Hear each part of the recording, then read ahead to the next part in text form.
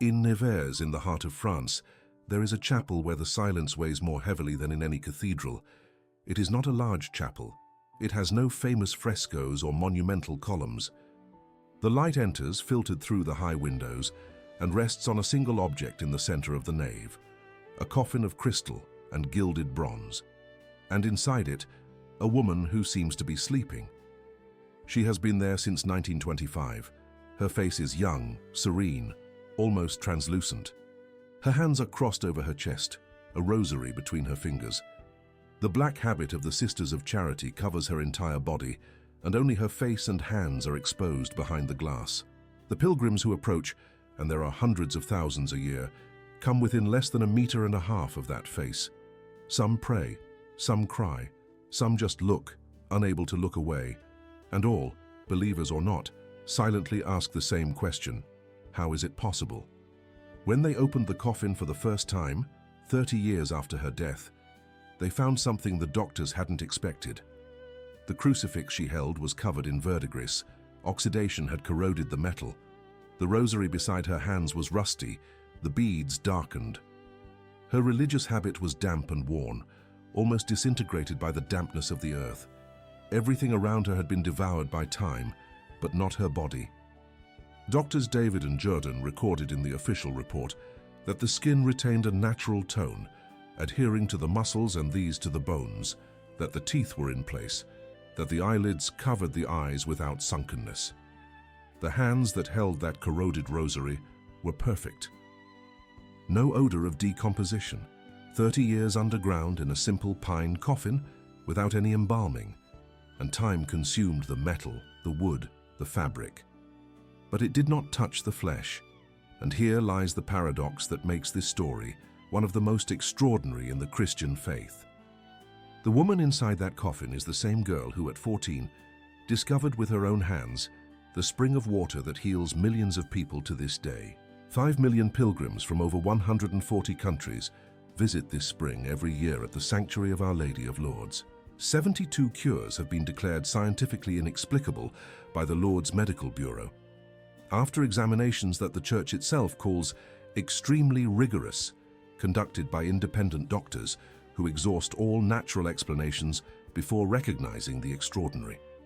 But the spring never cured Bernadette.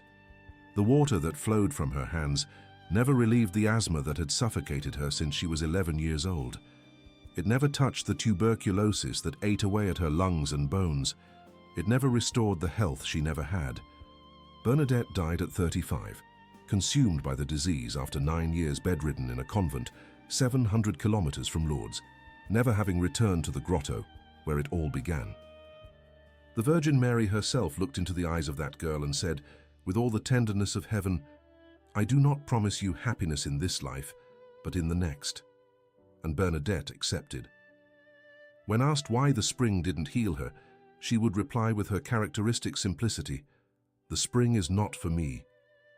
This is the story of the saint who healed the entire world, except herself. To understand Bernadette, you need to understand what she lost before she gained anything. Bernadette Soubirous was born on January 7, 1844, at the Moulin de Boly, a flour mill on the banks of a tributary of the Gave de Pau River in the small town of Lourdes in the French Pyrenees. Lourdes at that time was a small town of just over 4,000 inhabitants, nestled among mountains, far from everything. Her father, François Soubirous, and her mother, Louise Castereau, had married for love a year earlier. The mill was prosperous, the family was respected, and Bernadette, the eldest daughter baptized 2 days later in the Church of St. Peter, grew up for the first 10 years of her life surrounded by affection and stability. She was the heiress to a family business that had been operating for generations. Then everything collapsed. The Industrial Revolution arrived in the Pyrenees. Steam-powered mills made artisanal mills obsolete overnight. François, a good miller but a terrible manager, accumulated debts and lost the Moulin de Boly in 1854. Bernadette was 10 years old. The family began to fall apart. From mill to mill, from house to house, each one smaller, each one darker, each one colder. The father started working as a day laborer in bakeries and transport companies, accepting any job that came his way. The mother washed clothes for the neighbors and cleaned houses. Of the 9 children Louise would give birth to, 5 would die in infancy, 3 before reaching their first birthday. Death haunted that family like a shadow. In 1855, a cholera epidemic swept through southwestern France. Bernadette, at age 11, contracted the disease. She survived, but cholera left a mark she would carry until her death, a chronic and severe asthma that prevented her from growing normally. Each winter was an ordeal. Each cold night brought suffocation. Each breath was a battle. At 14 years old, Bernadette was 1 meter and 40 centimeters tall. She was the size of a 10-year-old child. In 1857, the family's downfall hit rock bottom. Francois accepted an offer from his wife's cousin to live rent-free in a place called Le Cachot, the dungeon. It was the punishment cell of a disused prison. The authorities had condemned the space as too unsanitary to hold prisoners, and there, where justice had refused to keep criminals, now lived an entire family. 16 square meters, no running water, no ventilation. The low ceiling, the damp-stained walls, the cold stone floor. The only window overlooked a courtyard where animal manure accumulated, and the smell seeped in through the crack at any time of day or night. There 6 people slept, ate, prayed, and breathed the damp, foul air that aggravated Bernadette's asthma every winter evening. When the temperature dropped below 0, she couldn't sleep. She spent the night sitting up, trying to draw in the air her lungs refused. And yet those who knew the Soubirous family remembered them as loving. A relative of Louise said she was a good Christian, kind-hearted, and very hardworking. Misery did not destroy affection. It merely surrounded it in every possible way. A few weeks after moving to Cachot, Francois was arrested. A baker accused him of theft. He spent a week in jail before being released for lack of evidence. But the humiliation remained. The former miller, who had once owned his own business, was now a suspected thief living in a cell that the justice system deemed unworthy of criminals. To ease the burden on the family, one less mouth to feed, Bernadette was sent to the neighboring village of Bartré under the care of Marie Laguez, her former wet nurse. There she herded sheep in the fields during the day, looked after the 5 children of the house, and tried to learn the catechism at night. But there was a problem that seemed insurmountable. Bernadette spoke only the Occitan dialect, the language of the Pyrenees, and the catechism was taught in French. The words wouldn't stick in her memory. The answers were jumbled. The lessons ended in screams and tears. Madame Laguez once threw the catechism book across the room and shouted at the weeping girl, "You'll never learn anything." Bernadette wanted only one thing, to make her first communion, to receive Jesus in the Eucharist. But she couldn't read, she couldn't write, and the catechism in French was a wall she couldn't climb. At night, alone, she repeated from memory the few formulas she knew. In the morning, the fields and the sheep. At night, the words that escaped her. It was a circular life without a visible horizon. In January of 1858, she convinced her father to let her return to Lourdes. She returned to Cachot, to the dampness, to the cold, to the smell of manure, but also to her family and to the priests who could teach her catechism at her own pace. Abbot Pomian, vicar of Lourdes, agreed to prepare her. Bernadette finally began to learn. 2 weeks later, on February 11th, their mother sent Bernadette, her sister Toinette, and their friend Jeanne Abadie to gather firewood on the outskirts of the city. It was cold. There was no firewood at home, and the fireplace was out. They went to a place called Massabielle, Old Stone in the local dialect. It was a rubbish dump on the banks of the Gave River, an open space that the respectable residents of Lourdes avoided. Pigs grazed there. According to local tradition, it was an ancient place of pagan worship, and many crossed themselves when passing by. No one imagined that in a few minutes, in that place despised by everyone, the sky would touch the earth. The 2 girls, Toinette and Jeanne, crossed the icy stream in front of the grotto and went on gathering twigs. Bernadette stayed behind. She didn't want to get her stockings wet. She sat on the bank, took off one shoe, and began to pull down her stocking when she heard a sound. It was like the roar of the wind, but the trees weren't moving. The bushes were still. The stream flowed gently. Nothing moved, except for a wild rose. In the natural niche of the rock, above the grotto, a wild rose stirred alone. And behind it, from within the darkness of the stone alcove came a blinding light, and within the light a white figure. Bernadette described what she saw with the precision of someone looking at a real person, a young woman, no taller than herself, dressed in white, with a white veil covering her head and falling to her feet, a blue belt at her waist, a yellow rose on each bare foot, and in her hands a rosary of white beads with a golden chain. The young woman smiled at Bernadette and made the sign of the cross. Bernadette didn't say she saw the Virgin Mary. She never said that. She called the figure a quero, a word from the Occitan dialect that simply means that which I saw, that which I am speaking of. That was all a 14-year-old girl, illiterate, without theological vocabulary, could say. The young woman of light was not a concept, she was a presence. And Bernadette had no words for her, only eyes. In the following days, Bernadette returned to the grotto. In the third apparition, on February 18th, the Acheron spoke for the first time. He used the formal address, you, which no one had ever used with Bernadette. He said, "Would you be so kind as to come here for 15 days? And he added with a tenderness that Bernadette never forgot, "I do not promise you happiness in this world, but in the next." The holy fortnight began. Bernadette went to the grotto every day. The crowd grew, from dozens to hundreds, from hundreds to thousands. Aquero asked for prayer and penance. Penance, penance, penance. Bernadette kissed the ground, ate bitter herbs, crawled on her knees across the cold earth. The crowd watched in silence a girl in ecstasy, her face transfigured, her eyes fixed on a point that only she could see. And then came February 25th, the 9th apparition, and the moment that would change Lourdes forever. Achero said to Bernadette, "Go drink from the spring and wash yourselves in it." Bernadette looked around. There was no spring. She thought Achero meant the Gave River and began to walk toward it. But the lady called her back and pointed to the floor of the grotto, to a specific spot under the rock. Bernadette knelt down and began to dig with her bare hands. The earth was damp, dark, and sticky. She dug a small hole and found mud. She tried to drink. 3 times she spat out the dirty water. On the 4th attempt, she brought the mud to her mouth and drank.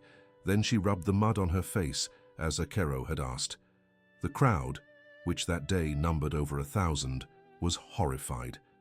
Bernadette's aunt, who was there, slapped her in the face. "Stop this nonsense," she shouted.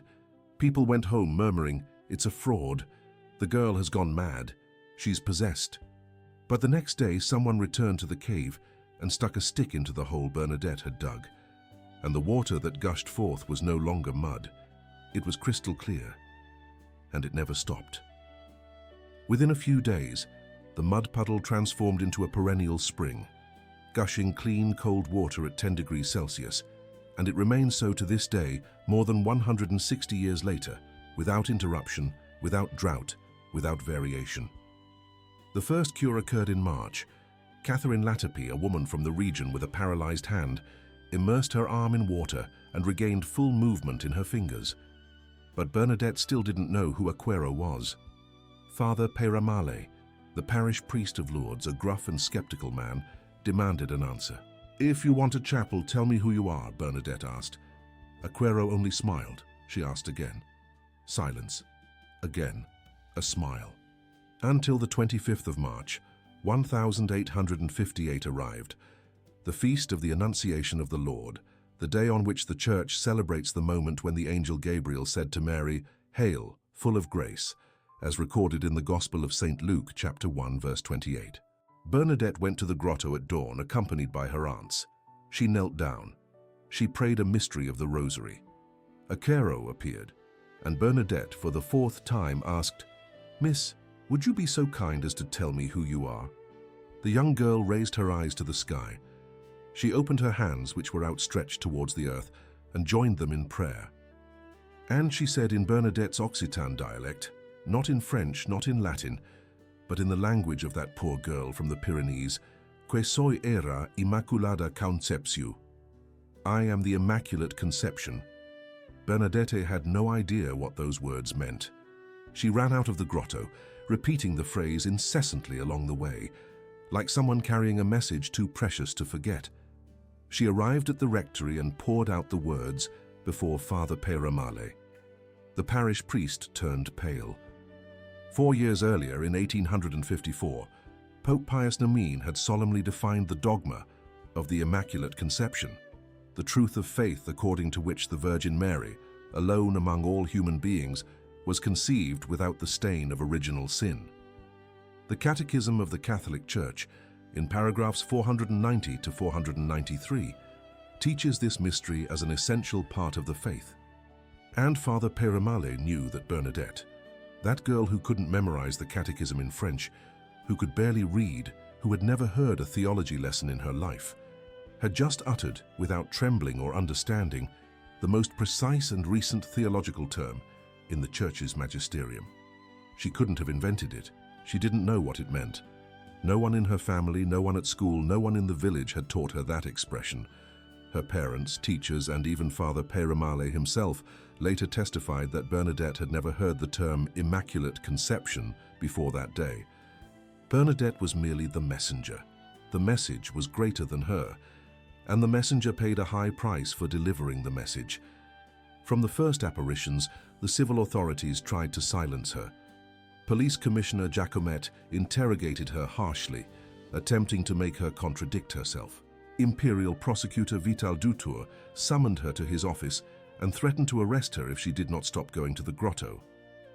But Bernadette, that girl who couldn't memorize the catechism, maintained her testimony identically, word for word, without adding or removing anything. Before each interrogator, the Bishop of Tarbes, in the pastoral letter that acknowledged the apparitions, highlighted the simplicity, the candor, the modesty of this child, and the strong conviction of her answers. She did not exaggerate, she did not dramatize, she did not invent. When the Acheron did not appear, and this happened twice during the Holy Fortnight, Bernadette simply said she did not come, without excuses, without explanations, without theatrics. And when they tried to buy her off with gifts, with offers of money, with promises of comfort, the answer was always the same: I want to remain poor. In total, the Aquero appeared 18 times to Bernadette, from the first vision on February 11th to the last on July 16th, the feast of Our Lady of Mount Carmel. During the last apparition, the authorities had surrounded and barricaded the grotto. Bernadette had to look from the other side of the river, and she said afterwards, I had never seen her so beautiful. The apparitions ended on July 16th, 1858, the feast of Our Lady of Mount Carmel. There were 18 in total. The Canonical Commission investigated the events for 4 years, and in 1862, Bishop Lawrence of Tarbes officially declared that the Virgin Mary had indeed appeared to Bernadette Soubirous. But recognition did not bring peace to Bernadette. It brought crowds.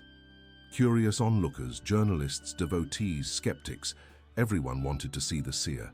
They wanted her to touch their rosaries, to bless their objects. Bernadette refused with a sharp wit that surprised those who expected to find an ethereal mystic. When rosaries were pushed at her to be touched, she replied, I don't wear a stole. When they tried to sell her medals, she cut them off. I'm not a merchant. And when she saw images of herself being sold for 10 coins, she commented with dry irony, 10 coins, that's all I'm worth. Fame was a burden Bernadette didn't want to carry. In 1866, at the age of 22, she made the decision that would define the rest of her life. She joined the Sisters of Charity of Nevers, a congregation located more than 700 kilometers from Lourdes. The distance was intentional. Bernadette wanted to disappear. I came here to hide, he said upon arriving at the convent of St. Gildardo. The Mother Superior asked what she knew how to do. Bernadette replied, nothing very useful. The day after her arrival, the superiors asked her to recount the apparitions before the entire assembled community. Bernadette obeyed, and then came the order that would last until the end, never to speak of the matter again. 15 years of religious life, and Bernadette was forbidden to mention what had defined her. The novice mistress, Mother Marie-Thérèse Vauzou, treated Bernadette with a severity that went beyond ordinary discipline. Vauzou came from a noble family and perhaps resented that the greatest graces of heaven had fallen upon an illiterate peasant girl. She accused Bernadette of vanity. When chronic knee pain forced her to limp, Vauzou said that Bernadette was limping on purpose so that people would recognize her among the nuns. She once declared that Bernadette was good for nothing. She never gave her the affection she bestowed on the other novices. Bernadette suffered deeply from this. She was sensitive, witty, and full of life. She had a natural talent for caring for the sick and a sense of humor that cheered the sisters during recreation time. But Vauzou's coldness was a wound that wouldn't heal. During a spiritual retreat, Bernadette wrote in her notebooks, "To work on becoming indifferent to everything my superiors or companions say or think about me. To live only for God, everywhere, always." The Apostle Paul wrote in the second letter to the Corinthians, chapter 12, verses 9 and 10, "My grace is sufficient for you, for my power is made perfect in weakness." Bernadette lived these words in her own flesh. For the first 6 years in the convent, she worked as a nurse's assistant and then as a sacristan, embroidering altar cloths and vestments with a delicacy that the sisters admired. For the last 9 years, tuberculosis and asthma slowly consumed her. She called the illness "my job." On April 16, 1879, Easter Wednesday, Bernadette died in the infirmary of the Holy Cross in the convent of St. Gildard. She was 35 years old. She was praying the rosary. In her last hours, as grief consumed her, she said, "All this is good for heaven." And her last words were, "Holy Mary, Mother of God, pray for me." When the news spread, people rushed to the convent crying out, "The saint is dead! The saint is dead!" The chapel doors remained open for 2 whole days. Workers placed their tools on Bernadette's hands. Local army officers rested the hilts of their swords on her fingers. The lines were endless. But there is a dimension to this story that transcends Catholicism and touches on something universal.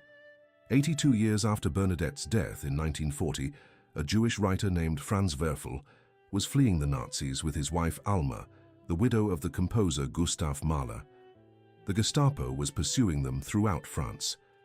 Desperate, the Werfels found refuge in Lourdes, welcomed by the same Catholic families who, generations before, had welcomed Bernadette. The Sisters of Charity in that same city hid Jewish children from Eastern Europe, making them appear deaf and mute to deceive the Nazis. There, in that unlikely hiding place, Werfel heard Bernadette's story, and he made a vow to God. If he and his wife escaped alive, he would write the story of that girl. They escaped. And Werfel wrote The Song of Bernadette, the novel that became the best-selling book in America in 1942. The 1943 film, directed by Henry King, won 4 Academy Awards, including the Oscar for Best Actress for Jennifer Jones. A Jew fleeing the Holocaust wrote the greatest literary tribute to a Catholic saint, because the faith that protected Bernadette in Lourdes was the same faith that protected Werfel in Lourdes. Grace knows no boundaries. And Bernadette? Bernadette left a spiritual testament that is perhaps the most disconcerting document ever written by a saint. It is not a theological meditation, it is a list of thanks for suffering. She wrote, "For the poverty in which my father and mother lived, for the defeats, for the ruin of the mill, for having to take care of the children and watch over the flocks, for the never-ending weariness, I thank you, Jesus." And she continued, "For the fact that Mother Josefa said I was good for nothing, I thank you. For the harshness of the superior's voice, for the injustices, for the irony, for the bread of humiliation, I thank you." There is no bitterness in these words. There is something that only faith can explain, genuine gratitude for suffering, because Bernadette understood, perhaps better than any theologian, that the Virgin's promise was not a condemnation. It was an invitation. Not in this life, but in the next. And she accepted. Until the end. Bernadette was buried in the chapel of St. Joseph, inside the convent of Neva, a simple pine coffin without embalming, as was the custom for poor nuns of that time, and there she remained for 30 years in the damp earth. In 1909, as part of the beatification process, the Bishop of Nevers ordered the opening of the coffin. Two doctors, Doctors David and Jordan, and a sister from the community testified. What they found inside that coffin of rotting wood was difficult to explain. The crucifix was covered in verdigris. The rosary was rusty and corroded. The habit was damp and worn. But Bernadette's body, the body of a woman dead for 3 decades, buried without any preservative, in a coffin permeable to moisture, was intact. The skin adhered to the muscles to the bones, the teeth in place, the eyelids covering the eyes. There was no odor of decomposition. The sisters washed the body, dressed it in a new habit, and buried it again in a sealed double coffin. 10 years later, in 1919, they opened the coffin for the second time. The body remained preserved. Dr. Comte recorded that the liver, normally one of the first organs to decompose, was in a remarkable state of preservation. He removed fragments of the 5th and 6th right ribs as relics. In the third exhumation, in 1925, 46 years after her death, the body still resisted. The skin of her face had darkened, probably because of the washing done by the nuns during the first exhumation. And then something happened that unites the sacred with the surprising. To prepare the body for public veneration, the church called upon Pierre Imans, the most celebrated creator of wax mannequins in Paris, famous for using real hair, glass eyes, and porcelain teeth to create figures of disturbing realism. Imans molded a thin wax mask from impressions of Bernadette's face and hands, complemented by authentic photographs. The result is what pilgrims see to this day: a young, delicate face with an expression of peace that seems only sleepy. The Church has never claimed that the body is miraculously incorruptible in an absolute sense. It has stated that its preservation is extraordinary, remarkable, and worthy of reflection. And perhaps that is precisely what makes it so powerful. It is not proof, it is a sign. An invitation to look more closely. Because what matters is not the body in Nevers, what matters is the fountain in Lourdes. That spring that Bernadette dug with her hands in the mud on the 25th of February, 1858, continues to gush. 32,000 litres a day, at the same constant temperature of 10 degrees, without interruption, without drought, without variation, for more than 160 years, from the same mud from which the crowd expected nothing to come.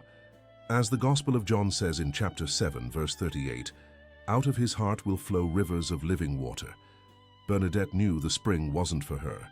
She once said, "Water will have no virtue without faith." And when asked what her role was in all of this, she replied with a phrase that says more about holiness than any treatise: "The Virgin used me like a broom to sweep away the dust. When the work is finished, the broom is put behind the door." She didn't want to be a saint. She didn't want to be famous. She didn't want to be remembered. She only wanted to receive her first communion, and ended up giving the whole world a source of living water.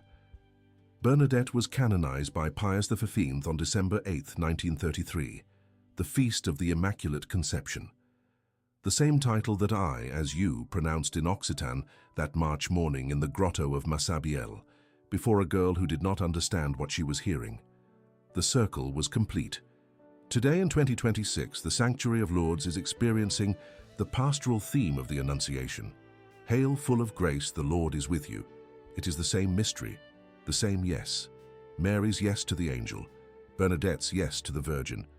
The yes that doesn't understand everything, but trusts in the one who asks. If this story touched your heart, share it with someone who needs to hear that God's grace doesn't choose the most prepared, it chooses the most available. As Bernadette said, "The Virgin chose me because I was the most ignorant." Saint Bernadette Soubirous, pray for us.